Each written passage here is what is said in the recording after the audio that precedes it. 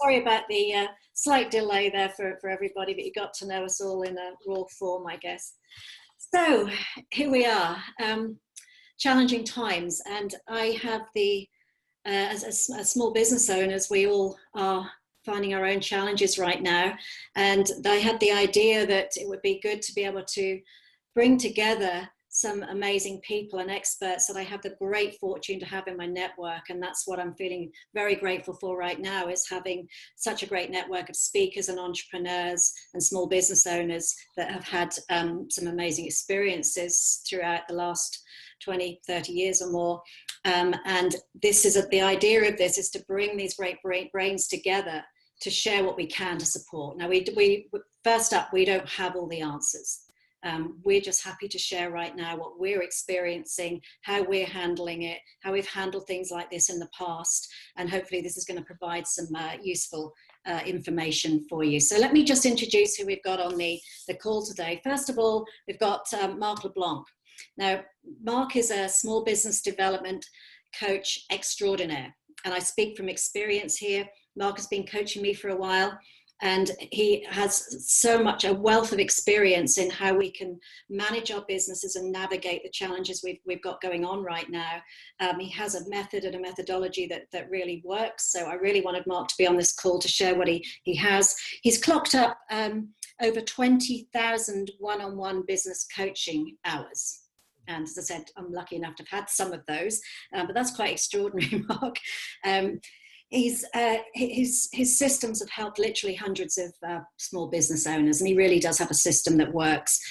He has this amazing Achievers Circle, which I and my husband Chris have attended, which is usually a face-to-face weekend of looking at how you can build your small business. And I believe that the next one is running virtually. Mark can tell you about that later, but if you can get on that Achievers Circle, then please do, because it's an amazing experience. And it took me 12 years to do, Mark, didn't it? But I got there eventually. I don't know why I procrastinated over that, but anyway, hindsight's a wonderful thing. And on a personal note, Mark is going on a short 500-mile walk across Spain for the 4th time next year. So you can ask him about that if you want to. Then we have the amazing Jim Fleming. Now, Jim has been in business for over 40 years. His company represents musical performers who tour both domestically and internationally. And for the foreseeable future, of course, income to his business has literally ceased due to venues throughout the world closing. He's experienced multiple and major setbacks in the past, and he's going to share with us the tools he uses to navigate these difficult times. So real experience there, and really living through a nightmare of running a small business right now, and literally it disappears overnight. Now, Ben Beesley is a fellow community member of the Carmel community here. He's a native of the Monterey Peninsula and is a realtor with Keller Williams Coastal Estates. He has been since 2002. He's really well known in the area. They call him Mr. Carmel, and any of you who visited Carmel will know what Carmel's like. It's a dream. At the moment, it's a ghost town, which is just extraordinary. And he's a real community connector. And I wanted Ben on this call because I think we can leverage our local community more so now than ever. And Ben's an absolute expert on that. He's got active leadership roles as well in the community with the Carmel Chamber of Commerce, numerous not-for-profit local organizations, and leadership roles with the Monterey County Association of Realtors. So we've got some amazing brains on here. Then there's me. I run a business called Walking Tall, and it's all about making the most of your brand as a small business right now, although I work with corporates as well. But it's about identifying the message that you really want to get out there to your clients, more so than ever now, being creative with that, looking at what your clients need. But it's about the brand messaging that gets us all noticed and differentiated, so I can provide what I can there. So Mark, let's just start with you if we could. I know you've run your business now for 25 years or something like that, and you've managed through economic crises like 9/11 and the downturn in 2008. Tell me how your business fared and what you did during those times, because I understand it wasn't entirely negative for you. Well, it wasn't negative, and first and foremost, I think I speak for all of us, our hearts go out to those of you that are experiencing a difficult time or might not be feeling well, or have a family member that, or loved one that might not be feeling well, of any type of illness. And certainly I think it goes without saying, but I'll say it anyway, we probably represent on this call, and our viewers are in a variety of different businesses, from small business retail to service to maybe some small business manufacturers. So, you know, I think we'll all share our unique perspectives, and hopefully there will be a pearl or two that our viewers can take away. 9/11 and when the economic meltdown happened in the fall of 2008, both of those times for me were two of the most successful periods of my career. And I really followed a kind of a three-step, I don't want to say I created this, but I either fell into it or took action on it. But in both of those circumstances, as well as now, when I go back, it's number one, I created something new, a new program, a new product, a new presentation, a new service. Or I took, like a chef who maybe has a steak on the menu, and the chef, he or she gets tired of the steak and takes it off of the menu, maybe puts a different sauce on it and puts it back on the menu.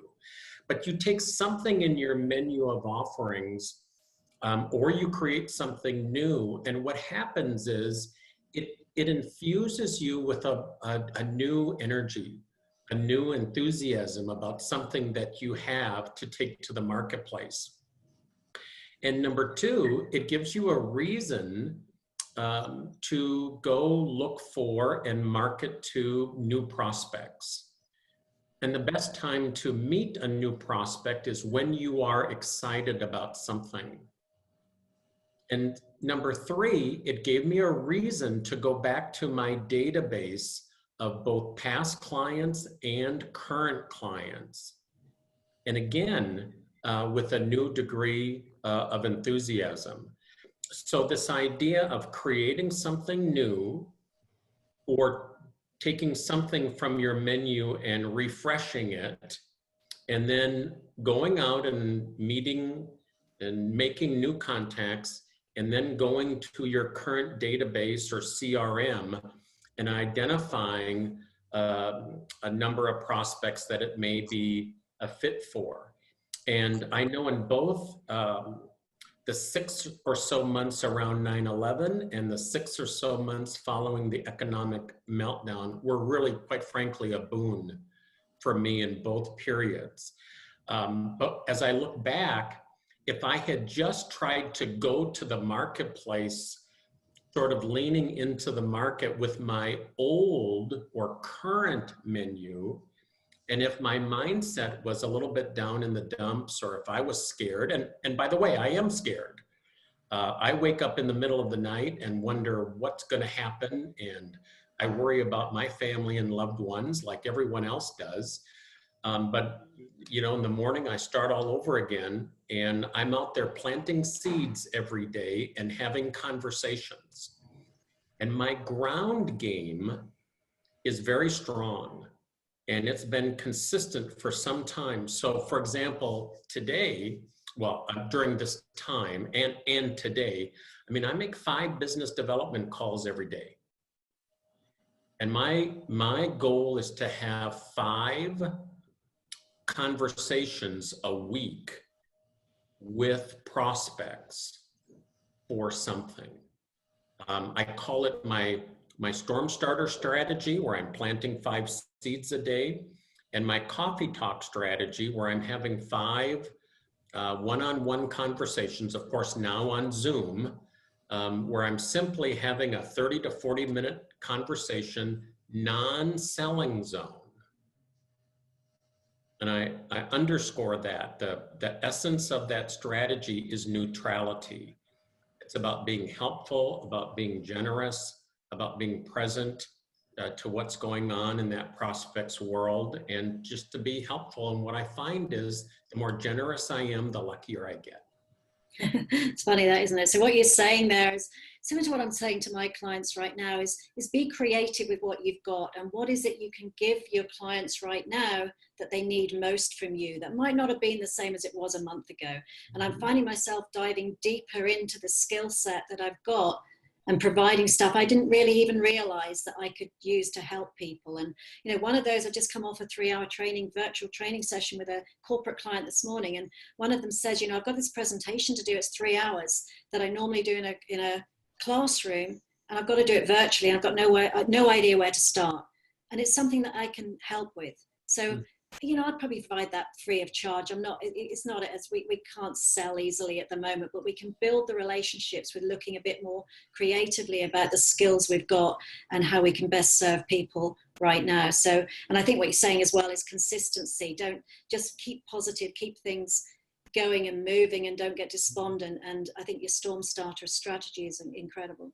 Yeah, be very careful about telling your business coach that you're going to do something for free. All right, maybe I'll charge. Put a value on it, yeah.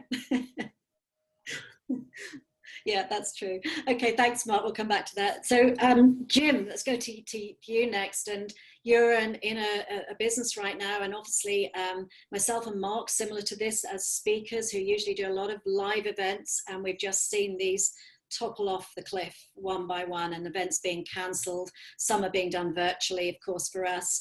But your business has pretty much like disappeared off a cliff overnight, I would guess. So just tell us how you're coping with that. Where are you at? What situation you're in? What are you doing? Well, I think there's coping with it personally, and then there's coping with it professionally. And of course, when you're an entrepreneur, they're kind of the same thing. But one of the things that I found is really important at a time like this, at least for me, is that I keep doing some things that I do all the time consistently, that there's some comfort in that, just personally. Like I get up in the morning, I make coffee, I read the paper. One of the joys of working from home, which I discovered, I started working from home again 3 years ago, is naps. It's just not, you know, you can take a break and take a nap. And I had a friend that we were talking about this, and he said, you know, at times like this, some of those things are really essential to get enough sleep, to exercise, and to pay attention to diet. You know, those are some of the things that help me personally. Professionally, you're right. Income literally stopped. One of my favorite quotes, business quotes, is that profit and loss are abstract, cash flow is real. You'd rather have good cash flow, but our cash flow, it literally stopped. You know, I think we've canceled something like 100 shows in the last week.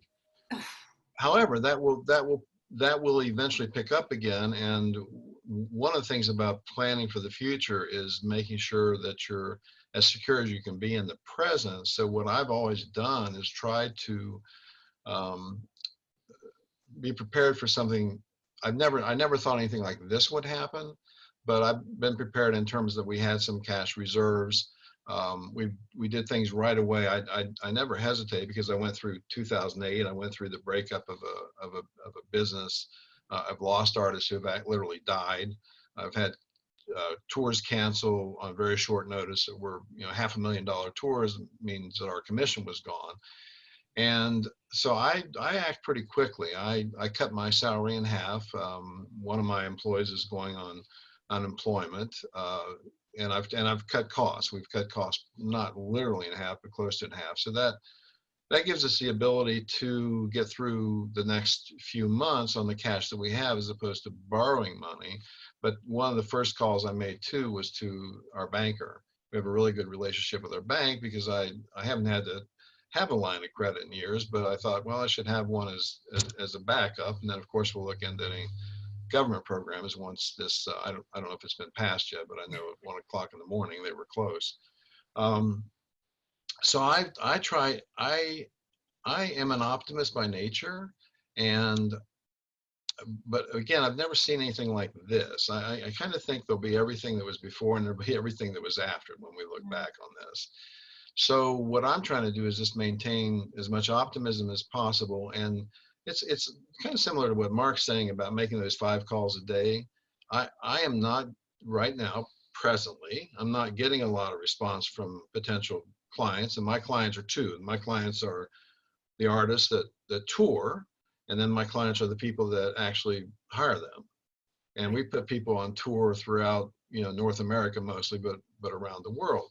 So we're spending a lot of time right now just rescheduling dates and having to cancel some, but I'm also trying to get people to realize that yes, there will be a November and there will be an October and there will be a December.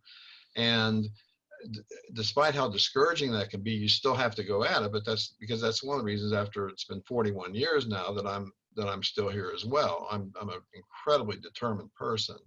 So I look at a situation like this and go, okay, we're going to get over. There's going to be another side to this, and let's try to get those people who aren't thinking about, October, November, December, even 2021. Let's get them to at least think about it. And we may not get them to make decisions about it now, but at least you've planted the idea with them. The other thing I think is going to come from this, I was talking to one of my colleagues today that works with me, is I think this is going to present some opportunities to us, because we are what you would call an independent agency. And I've intended it that way. I've never been a part of the bigger music industry, although I interface with it a lot. I think there are going to be people in the industry that are going to go, I don't know if I want to be a part of these massive corporations anymore. And so I think there might be opportunities for us where artists will come to us who otherwise wouldn't have, and perhaps even other people in my business that would come and say, I think I'd like to maybe experience something a little smaller, a little more intimate, a little more where people have my back at a time like this. I mean, back in 2008, I borrowed, I think, $100,000 just to be able to continue to pay salaries. That's the kind of person that I am. And so if you're looking for someone that will be there for you even during the hard times, like, that's us, So those are some of the thoughts that I have in terms of how, I'm always thinking about the future. I have to. My job is we always compare it to painting a bridge when you're putting tours together, because they don't stop. You get to the end and you have to start all over again. Yeah. Yeah.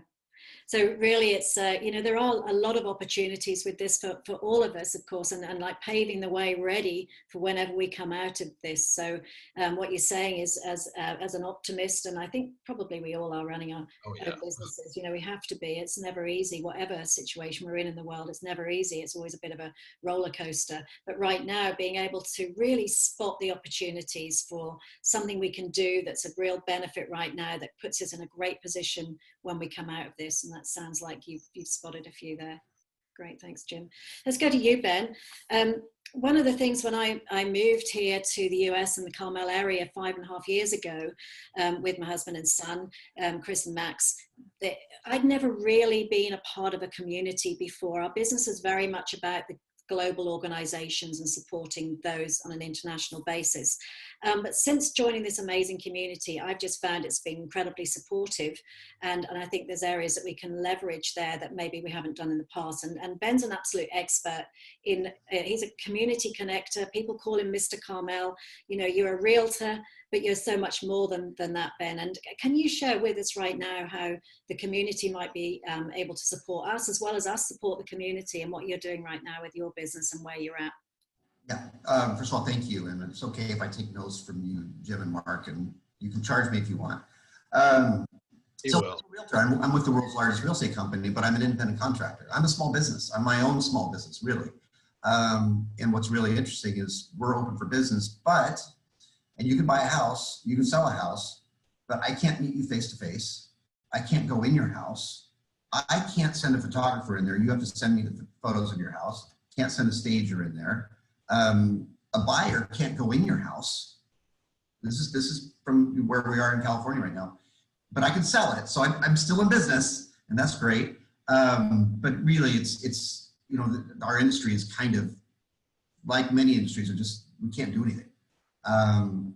And so that being said, who are we? What can we do? And so as Lesley mentioned, you know, I live in an amazing community, Carmel by the Sea, the Monterey Peninsula, and I followed my mom's footsteps. She was very connected, and I've been doing that, and that's what I'm doing, and it gives me an opportunity to give back. So and what I'm doing, and I'll kind of do it, you know, I'm taking best practices, but what I get to do is celebrate what people are doing. There's a local Italian restaurant that is, if you buy a 16-inch pie pizza, he will donate it to a healthcare worker, and donate another one to a healthcare worker.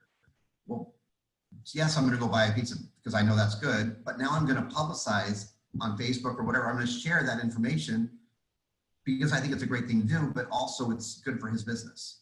So this is kind of what I think what I've learned to do in my social media venue. Again, I'm an individual. I've got 3,500 Facebook friends, and I also have a lot in my team, but that's what we get to do.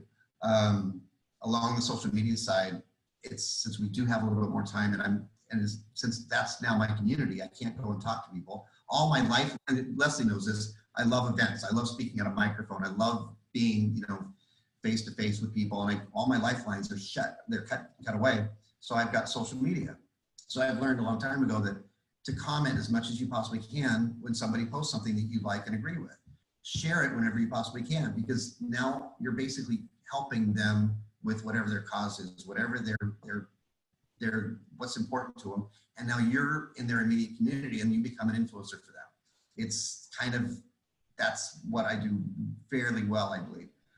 There's a couple other really great examples in our community that I got to be involved with.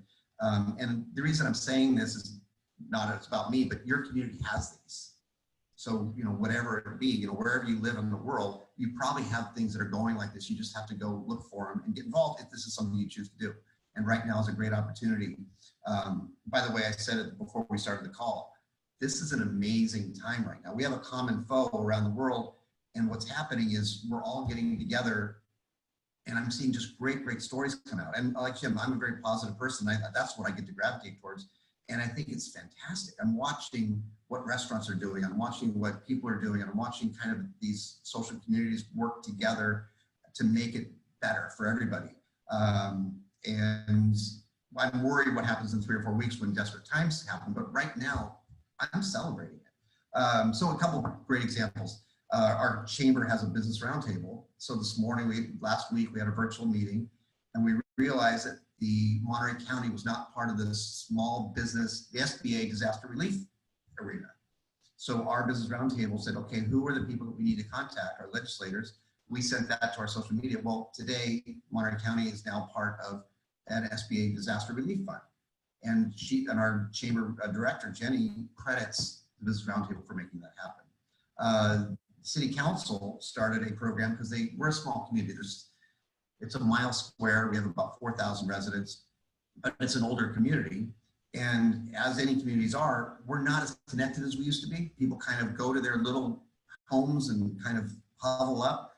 And so we know there's some people at risk. So we now have I'm part of it. It's called the CarmelNeighbors.com. And we're trying to identify the top 100 at risk people in our community. And the only way we can do that is by reaching out virtually or as you're walking by, and then putting resources together or people together that can help those people be better off. There's so many other things. And this is another great story that I was able to apply. One of the local landlords, he has about 30 tenants. He said, for the month of April, we're not going to charge you. We know this is a retail business. We're all shut down. There's nothing going on. We're not going to charge you, and we'll check it out again in May. And I realized I have 2 rentals. And so I immediately contacted my property manager, said, what jobs are they in? One of them, they're completely fine. The other one, the woman was basically a nail stylist. She's out of work. Her husband was just laid off. Well, now I can contact my bank, says, I've got an issue. Give me some relief. Now I want to relieve my tenants. And I think that's just doing the right thing. And I'm looking at best practices that I can apply to myself. So, I mean, I could talk all day about this community and what Carmel does, but it's the same everywhere else. It's just find out, go to your chamber, go to your city, go to, there's one site, I looked it up today, the city of Carmel pushed out, and it's what are all the volunteer opportunities? Where are the resources for volunteers? And so go find those and get involved. Unfortunately, there's a millions of people that don't have work, and my heart feels for you. So what do? We get to make the best of that and maybe help others, because once times change, they're going to remember us. So that's kind of what I do. I think that's, you touched on things there, and my branding, personal branding brain kicks in, and it's being this sort of very visual public resource right now, and being there for people, because people do remember that afterwards. And it's, we're building our brand at the same time. We're building our personalities out there. People get to learn about us and what's important to us, and sometimes not for good. We see that going on as well. It doesn't always bring out the best in people, but I think right now bringing out the best of us and other dimensions of our brand is a great opportunity. I see that with my branding hat on as well. And just going back to something you said about recommendations as well. No better time than to look at the peers in your industry and people you can support, to put a recommendation on LinkedIn or on TripAdvisor, on Facebook somewhere, just supporting people. That will come around as well for you. And I think that's really important. And the volunteer piece, absolutely. If we've got time to do that now, if not everybody has, but if we can, it's something that you can learn about yourself. You can just use this to expand your own knowledge, your own brand as well as it being something really great for the community. So I'm grateful for everything you do in this community, and it's really been incredible for me, and still is. And I'm giving back to the community now. We have a free webinar next week, 2-hour session where local business owners will come in for that. It's open globally actually, but we're doing what we can to support that. So thank you. What are all of you along that volunteer piece, Lesley, along that volunteer piece right now, and everybody has it. Meals on Wheels, most of their drivers are seniors. They're not allowed to go out. Right. So there's a huge vacuum of people that can't deliver meals. So that's just, every community has that. And so just that's a crying need. Well, can I comment on something? Yes, sure. Go ahead. I just love what Ben is doing in terms of being proactive, because we're all in such a situation right now where we find ourselves a lot by having to be reactive. But the fact that Ben with his properties is actually reaching out as opposed to waiting for them to come to him for forbearance or relief or whatever, I think that's incredibly admirable, and anyone can do. You think about your situation that you're in, and you can probably do more of that than you even realize. I know one of the important things at a time like this, the interesting thing about this one is that empathy is usually a relative thing. So you find people being empathetic towards you when you're the one just going through it, but everyone's going through this, And so I have found too, because working with artists, that I'm doing a lot of listening, because some of them are absolutely freaking out. Their income literally stopped, and they don't know when it's going to pick up again. But sometimes just listening to someone and that compassion, it can be a very empowering thing, not only for them, but also for you. So I love the fact, Ben, that you're actually reaching out to people on the things that you have control over. Yeah, absolutely. What are you advising your artists to do right now, Jim, when they are freaking out and they're Well, they go in various categories. I have artists that are literally in their 20s. I have artists that are in their 80s. A lot of the artists that are in their 80s have done a pretty good job of, preparing for something like this. The artists in the 20s, I'm just trying to get them to, perspective is really important at a time like this. And right now we have cancellations up through April, and I think May will probably start pretty soon. But we're kind of hoping, hope against hope, that by July things get rolling again. They'll see that they'll have some kind of a cash flow. They're having to do whatever anyone else would do if you're a relatively young person. Most relatively young people, they're having to depend on family. But probably what I'm doing mostly for them is just giving them a hope and telling them that they're wonderful and that they're distinctive, which they all are. We're very particular about who we represent, and that this too shall pass. And I think I don't want to generalize, but one of the things that, and I don't want to do too much of this because I don't know how helpful it'll be to the people viewing, but a lot of young people especially don't prepare that much for the future. And that might be one of many things that come out of this, is that people are going to say, oh, these things are real. And maybe even if I can only save $100 a month right now, I should save $100 a month. But mostly I'm trying to help empower them through just telling them everything's going to be okay, because, you know, I'll be 70 soon. And sometimes what comes with that is people actually start listening to you. And so a lot of them, I'm realizing, are looking at me as their elder and they're listening to me. So I'm trying to play that role of the elder right now. Yeah, isn't it funny? We're having to give things to our clients that we didn't expect to have to do in a support kind of way, which is great. One of the things, just again, and it's relevant probably to your own industries as well, what I'm seeing some artists do is to use social media and Instagram Live and Facebook Live to give remote concerts and things. And I just see this as an amazing opportunity to see a dimension of their brand and their personality that no one would ever have that insight into. Right. And they're obviously on a global stage a lot of the time.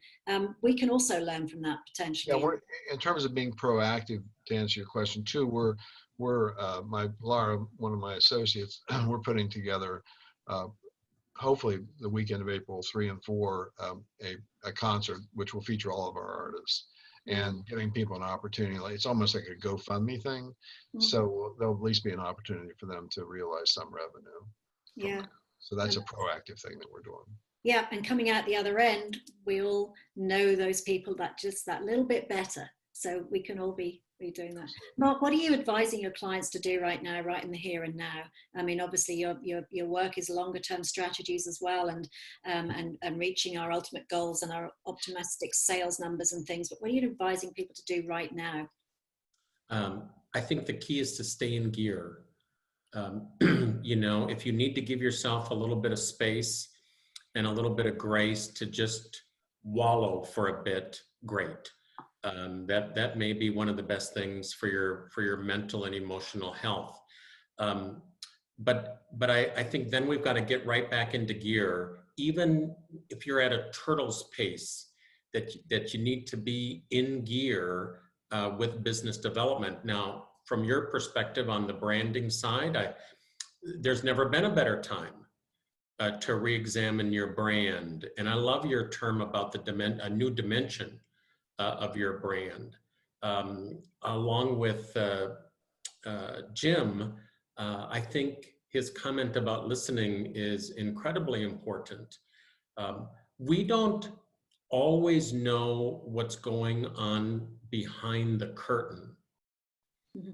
And what I mean by that is our client or our prospect may appear to be fine, and he or she may say all of the right things in conversation, but we don't know where their spouse is at. We don't know if they have a senior in high school who packed up his or her books and bags, and there will be no more prom, there'll be no graduation. My mother had emergency surgery on Monday night, was rushed to the hospital. And so we don't always know what's going on behind the curtain. And I think we need to not only listen to our prospects and our clients, but we just need to let compassion be your next best practice. Ben, I've on a lighthearted note, we have a home up for sale here in downtown Minneapolis, and I read an article the other day that said for a real estate agent, maybe the question to ask a buyer is, can you see yourself quarantining yourself in this home? But question. You never know with that. That's a new one. That's right. But your idea, you know, you didn't use this term, but what you're advocating for is really public relations or publicity. And there are things that we do because it's the right thing to do. And it sounds like you are doing that. And, you know, there are times we invest in public relations because we expect to see a return. But your concept of just getting out in front of this is incredible. I have 70 active business coaching clients at the moment, Jim, and one thing I sent out an email on Monday morning and said, I scheduled I actually called it a listening session. And I said there will be no strategies shared, nor any questions answered. It's just an opportunity to come together and talk. Yeah, that's great. Amazing. Yeah. Yeah, that's Ben. What are you finding that your clients are asking you right now? I mean, are they asking for? Is there some other element of the service you provide that they're asking for and coming to you for? But I love that you're doing there, Mark, with the listening session. I'm just wondering if that's something that we can all offer to clients. But what are your clients asking? So, I mean, similar to what both Jim and Mark said, is they just want to be heard. They want to, where are they at? We're all void of, we all need community, and we're all void of it right now based on what we know.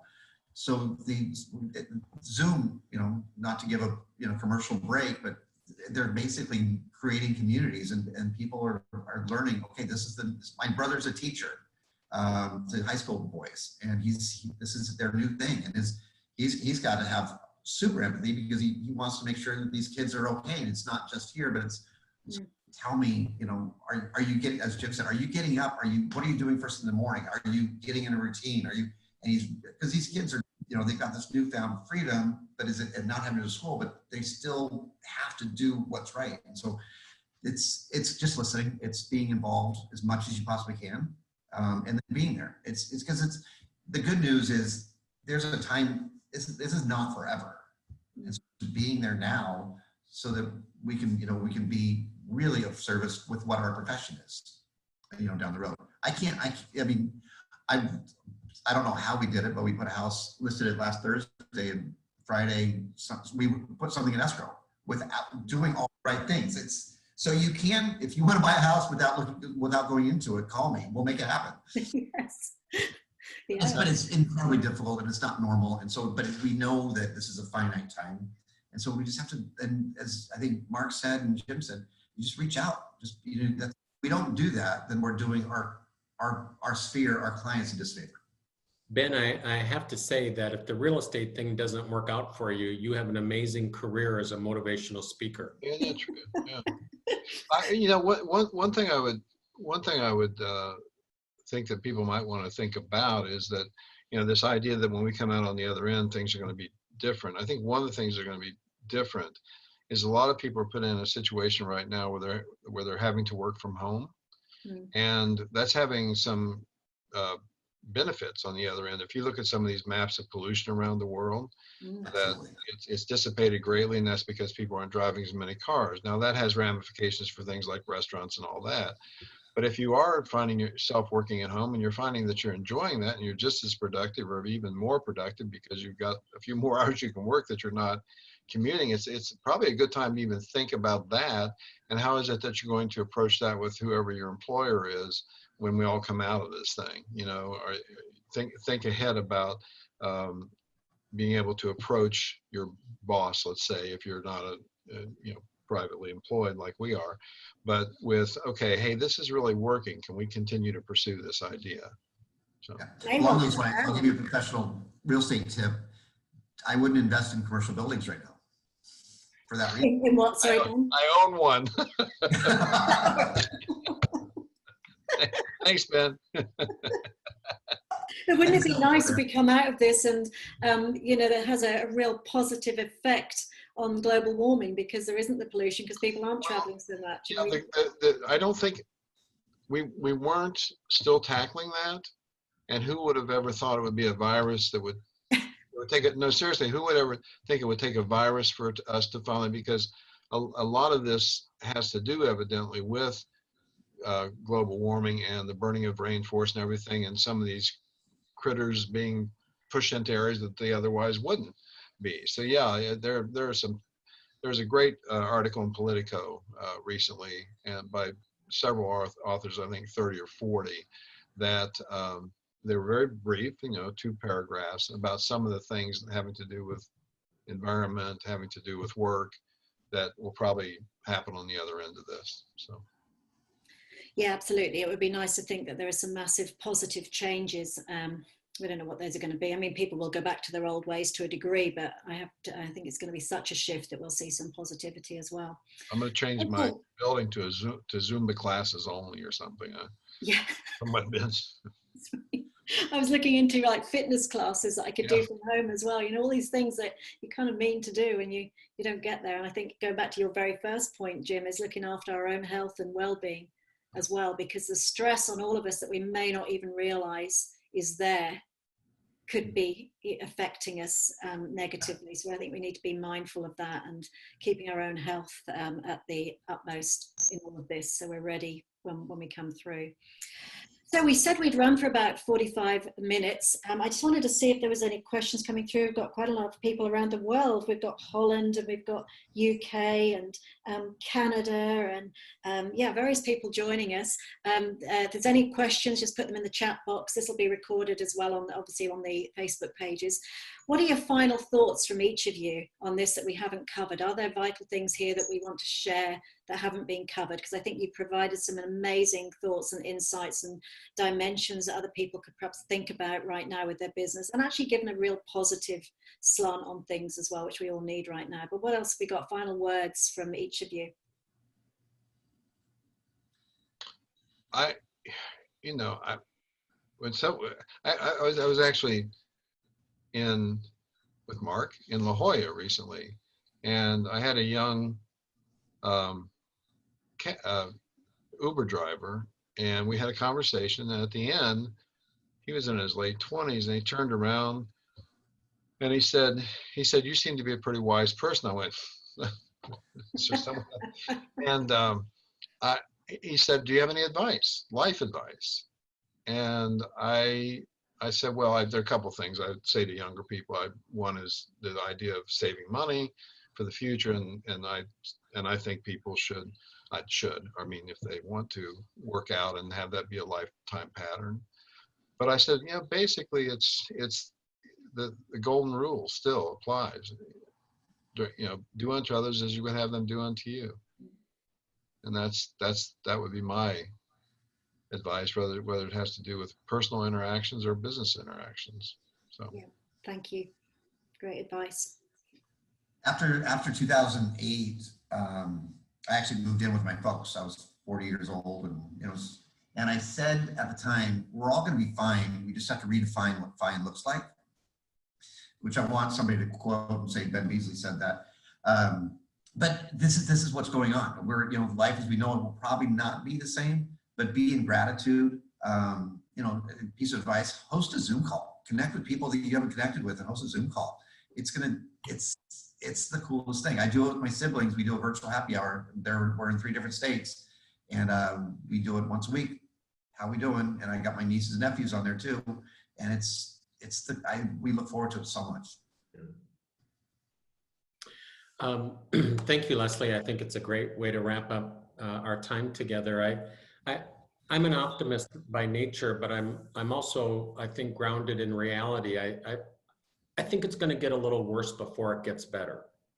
And when I say that, I mean in the next 30 days. But I really believe we're going to get through this. I think we're going to be stronger on the other side and better for it.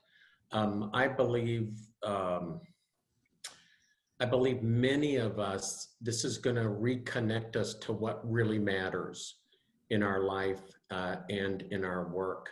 But as a final tip, I would just simply say, for all of us, raise your standards.